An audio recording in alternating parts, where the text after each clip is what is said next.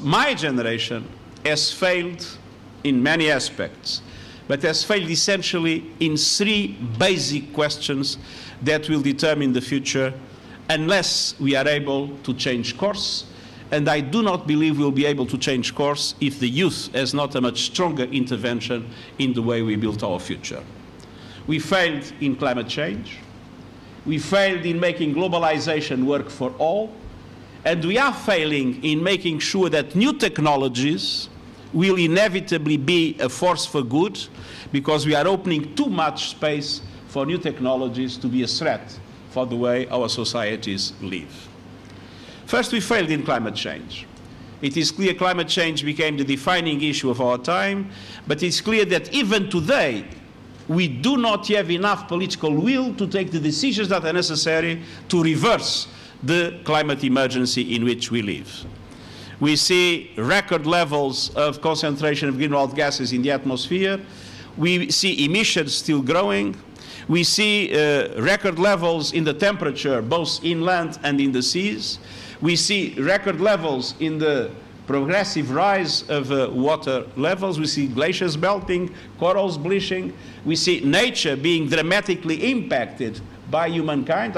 We can say that there is a war between humankind and nature is striking back, and striking back with an enormous power. And we have not yet taken the decisions that are necessary to reverse this trend. We had a failure in the COP25, as you have noticed, in Madrid. We must absolutely be sure that we are able to take decisions in the world, making a commitment to temperatures not to rise more than 1.5 degrees, being carbon neutral in 2050, and having a dramatic reduction in emissions in the next decade. And who's leading today in the world the movement to make politicians take these decisions? Young people. The mobilization of young people has been for us, in the preparation of the climate summit we had in September in the United Nations, the mobilization of young people was the strongest element to force politicians to understand that things have to change. And so it's not only the question of listening to young people, it's the question of making sure that those problems that will dramatically impact your lives more than they are already impacting ours will be dealt with in a way in which you have a determined influence in shaping the policies that will allow us to address climate change. And then globalization. Globalization has produced enormous benefits in the world.